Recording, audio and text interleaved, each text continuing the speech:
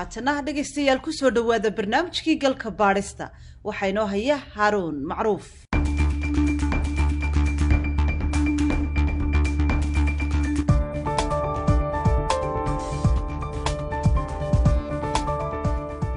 horraantii bishan ayay ahayd markii ra'iisul wasaaraha Itoobiya Abiy Ahmed uu ciidanka ku amray howlgal militari inay ka sameeyaan gobolka Tigray. ra'iisul wasaare Abiy Ahmed waxa uu howlgalkaasi sheegay inuu jawaab u yahay weerar uu sheegay in ciidanka Tigray ay ku qaadeen saldhig militari oo ay leeyihiin ciidamada federaalka. waxaana mas'uuliyiinta Itoobiya ay sheegeen oo kale in isla ciidankii ka soo jeeday gobolka Tigray ay qoryaha ku jeediyeen askartii ay sanadaha badan dhufayska ku wada jireen. laakiin taasi waxaa beeniyey maamulka Tigray oo sheegay in dawladda Itoobiya ee federaalka ay weerar ku ahayd gobolka Tigray. kasoo haddaba weerarka dhacay waxaa jiray dhacdooyin isxigxiga oo ay ku kala aragti duwanaayeen dawladda federaalka Itoobiya iyo maamulka gobolka Tigray. dhacdooyinkaasi waxaa ka mid ahaa dib u dhigistii doorashada oo ay sameeyeen guddiga doorashada ee Itoobiya iyagoo ku sababeeyay cudurka coronavirus. doorashadaasi waxay ahayd inay dhacdo bishii August ee sanadkan. hase yeeshee gobolka Tigray waxay sheegeen in dib u dhigistaasi aysan dastuuri ahayn, waxayna bishii xigtay gobolka Tigray ka qabteen doorasho si weyn ay ugu guulaysteen xisbiga TPLF. dawladda federaalka ee dalka Itoobiya iyo aqalka federaalkuba waxay sheegeen inaysan aqoonsanayn natiijada doorashada Tigray. taasi jawaabteeda maamulka Tigray waxay sheegeen inaysan aqoonsanayn dawladda federaalka Itoobiya wixii ka dambeeyay Oktoobar 5 oo ku beegnayd markay ahayd in la dhiso dawlad cusub haddii ay doorashadu xilligeeda ku dhici lahayd. waxaa taasi daba socday muran u dhaxeeya oo ficil iyo falcelis ahaa oo ku saabsanaa daabacaadii lacagta cusub iyo magacaabistii taliyaal ciidan oo laysku khilaafay. Jamaaludiin Mustafa Cumar waa safiir awood buuxa leh oo dawladda Itoobiya u jooga Soomaaliya. waxa uu galka baarista uga warramay waxa keenay colaadan gobolka Tigray. 8 bilood marka xilka uu yimid ama xilka kursi ku fadhiistay Prime Minister Dr. Abiy Ahmed 8 bilood kadib hoggaanka cusba waxay sameeyeen isbedelo aad weyn. isbedelkaas oo mataqaantaa aan u sameeynahay aas u ahaa Ethiopia mataqaantaa inay si nabad u noolaato prosperous ay noqoto mataqaantaa taas oo mataqaantaa muddo gaaban lagu gaaray dhowr sano kadib. waxaa kaloo ogsoon tahay in maxaabiistii siyaasada u xidhnaa ama political prisoners iyo suxufiyiintii faraha badnaa la sii daayay ee xidhnaan jiray. waxaad og tahay xisbiyadii mataqaantaa dibadjooga ahaa exile-ka ahaa in dalka dib loogu soo noqdeen oo dib loogu casuumay dalkoodii inay kusoo laabtaan. waxaa kaloo idan dhac mataqaantaa heshiiskii nabadeed mataqaantaa u dhexeeya Ethiopia iyo Eritrea iyadana waa kii qabsoomay ee dhacay. si kasta ahaatee dadaaladaas faraha badan ee dhacay hadda aan kuu sheegahay ee qabsoomay waxaa jiray in qayb ka mid ah TPLF ama Tigray Liberation Front ay ka soo horjeedeen mataqaantaa reformka marka dhacay mataqaantaa ama isbedeladaas mataqaantaa sida isdabajooga u dhacay. ujeedku wuxuu ahaa mataqaantaa in qaladaas ka dhaca dalka image-ki dalkana mataqaantaa samcaddii dalkana mataqaantaa halka ku burburta isla markaana ay mataqaantaa discredit ku sameeyeen dawladda federaalka. iyadoo ay sidaa tahay dulqaad fara badan loo muujiyey. dulqaadkaas wuxuu soo dhammaaday salaasada aan soo dhaafanay Abdullahi Tambir ka hor salaasada ku aadanayd oo ah bay weerareen mataqaantaa si xuma la weerareen mataqaantaa ciidamadii federaalka ee North Command deganaa ee dhanka Tigray iyagoo adeegsanaya mataqaantaa ciidamada gaar ay kuwoodii gudaha ku jireen. waxayna dhaceen mataqaantaa hanti badan ay ka dhaceen iyo qalab fara badan. qalabkaas oo ay u isticmaalayeen dawladda federaalka inay kula dagaalamaan. sida la wada ogsoon yahay waxa waaye dal caadi ah oo ogolanaya amnigiisa iyo nabadiisa mataqaantaa in sidaa loola dhaqmo ma jiro. duduub marka su-aashaadi waxay ahayd marka taasaa base u ah dawladda Itoobiya waxay sameynaysaa wax kale ma waxa waaye hadda labada qaad waxa waaye sharciga iyo dastuurka sareyntiisa ayaa mataqaantaa la enforce gareynaya. mar alla marka ay dadkan waxaan geystay gacanta lagu dhigana way dhamaanaysaa maasanta. marka tallaabo military maxalka kaliya ee arrintan lagu dhamayn karo miyaa wada hadal miyaan loo baahnayn iyo wada xaajood? dawladdu waa isku dayday dulqaad badan ay ka muujisay waa isku dayday. waxaad og tahay in culimadiinka diimaha kala duwan in ay dhowr jeer loo diray. waxaad og tahay mataqaantaa oday dhaqameedyo fara badan in loo diray. labada sano u dambeysay oo raasi dejer ayaan dadka haddaan kuu sheegayay ay isku dayeen waana maradhal waxba ka imaan weyda. laakiin mas-uuliyiinta gobolka Tigray waxay dhinacooda sheegeen in iyaga lagu soo qaaday weerarka gulufkuna uu ku socdo ilaa haatan. Getachew Reda waa la taliyaha sare ee madaxweynaha gobolka Tigray sidoo kale waa afhayeenka taliska dhexe ee maamulka Tigray. isagoo la hadlaya telefishinka ay xaruntiisu tahay magaalada Makalle ee lagu magacaabo Dimitsi Wayane waxa uu sheegay sidan. Well, it's been more than a week now since Abiy Ahmed openly declared war against Tigray, and there have been offensives being carried out in many parts of Tigray. In fact, the last 3 days has seen a spike in the offensive, with Abiy calling on his friend in Asmara to lend his support, and Eritrean forces are... waxaa ka soo wareegtay toddobaad in ka badan intii Abiy Ahmed uu iclaamiyey dagaalka ka dhanka ah Tigray. guluf ayaa ka socday meelo badan oo ka tirsan Tigray 3 maalmood ee u dambeysay. dagaalku waa uu sii xoogaystay iyadoo Abiy Ahmed uu wacay saaxiibkiis Asmara inuu gacan siiyo.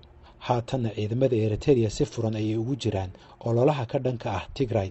hase yeeshee eedda Getachew Reda waxa beeniyey dowladda Eritrea oo sheegtay in dagaalku uu yahay khilaaf gudaha ah oo u dhaxeeya Ethiopia, waxayna Eritrea sheegtay inaysan wax luga ku lahayn.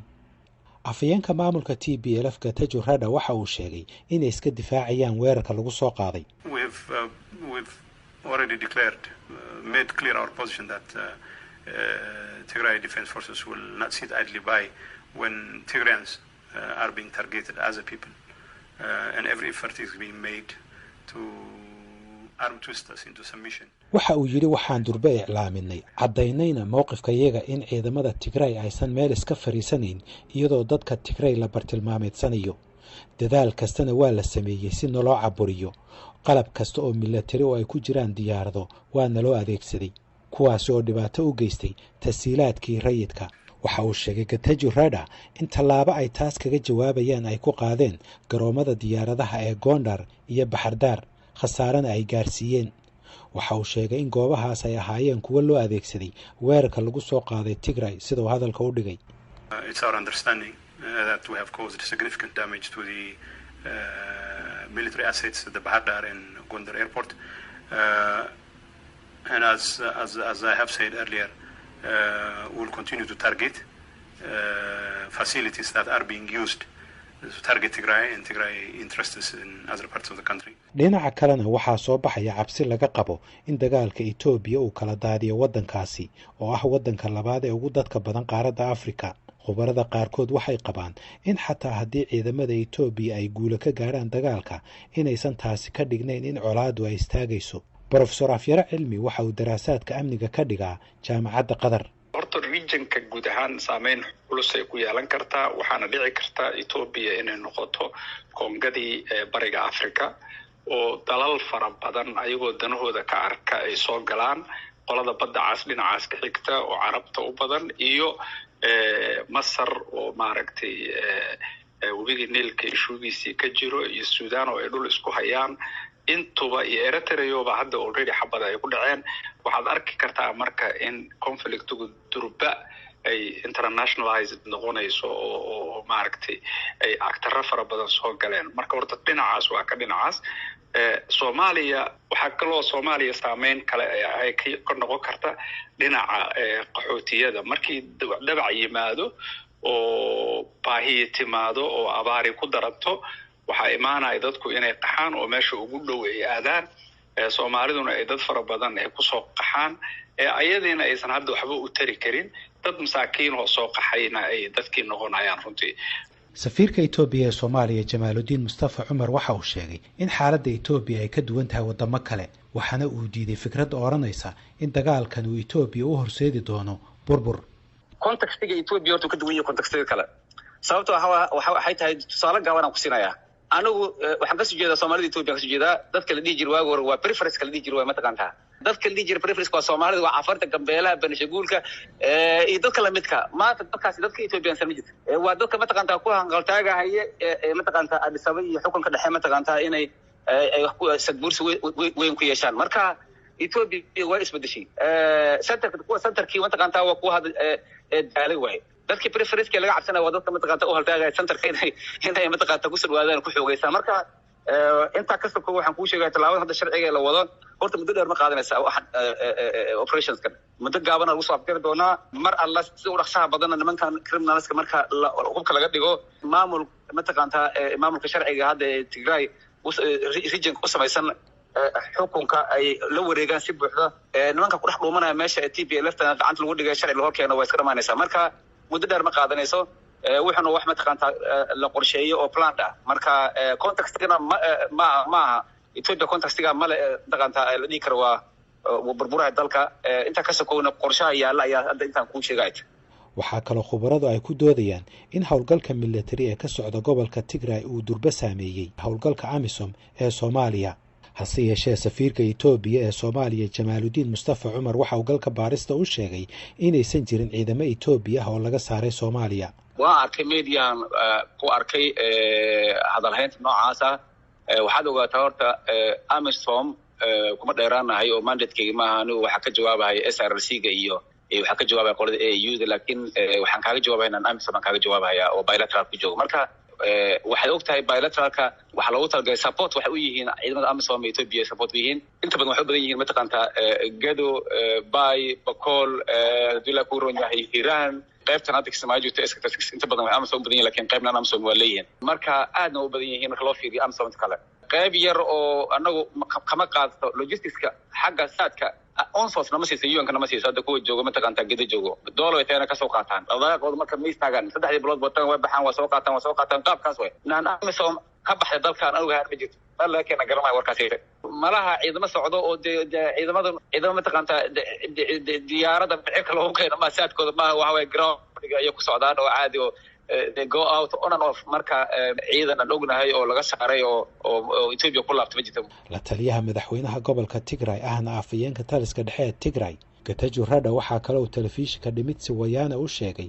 in dadka Tigray si gaar ah loo bartilmaameedsaday kuwaas oo ay ku jiraan askarta ka soo jeeda gobolka Tigray waxaa sidoo kale uu sheegay in qaarkood ay shaqooyinkoodii ku waayeen waxa uu intaas ku daray inay arrintaasi tahay khatar laakiin safiirka Itoobiya u jooga Soomaaliya Jamaaludiin Mustafa waxa uu iska diiday in si gaar ah loo bartilmaameedsanayo dadka ka soo jeeda Tigray su'aashaas in badan ayaa iyadana lagu soo celiyay waxaan rabaa inaan halkan ka cadeeyo taliye ciidankiisa waqtigiisa gaaro oo la bedelayo waa dhici kartaa taliye mataqaantaa ama sarkaal dhexe mataqaantaa ama caafimaad ama wax kale u tago waa dhici kartaa mataqaantaa ama taliye mataqaantaa wixii ka dhacay meesha waqooyiga ka dhacay hadda wax u eeg looga cabsado waa dhici kartaa laakiin wax yani deliberate ah oo yani ethnically yani qabiil ama qowmiyad loola beegsanayo oo la leeyahay mataqaantaa qabiil hebel ama qowmiyad X ama mataqaantaa nation Y yaa loola leeyahay oo lagu beegsanayo horta ma jirto waxa waaye Ethiopia National Defence Force waxa waaye pride of the country dalka يعني Ethiopia wuxuu ku faanaytaa marka oo ma maleynahay wax saa u balaaran oo plan ah oo balaaran oo Tigray loola beegsanayo oo from A to Z inuu jiro maleyna laakiin waxaan anigu aan qirahayaa ciidanka in isbedelkiisu mar walba uu kala istaagin kuwa caafimaad ku baxaya aysan kala istaagin hal mataqaantaa oo adiga discipline ama id kale loo bedelahayay ay jiraan hal oo mataqaantaa iyaduna mataqaantaa amniga ciidanka looga cabsadana oo hadii jiraan iyaduna mataqaantaa qaabka lagu bedeli karo laakiin wax oo mataqaantaa laakiin oo ah yani wholesale ah oo dad gaar ah loola beegsanayo inay jiraan malinaya dowladda federaalka Itoobiya waxay sheegtay in howlgalkan uu ahaan doono mid kooban oo ka dhan ah xubno kooban oo ka tirsan ururka TPLF dhinaca kalena TPLF waxay sheegtay inuu howlgalkan yahay dagaal ka dhan ah ururka TPLF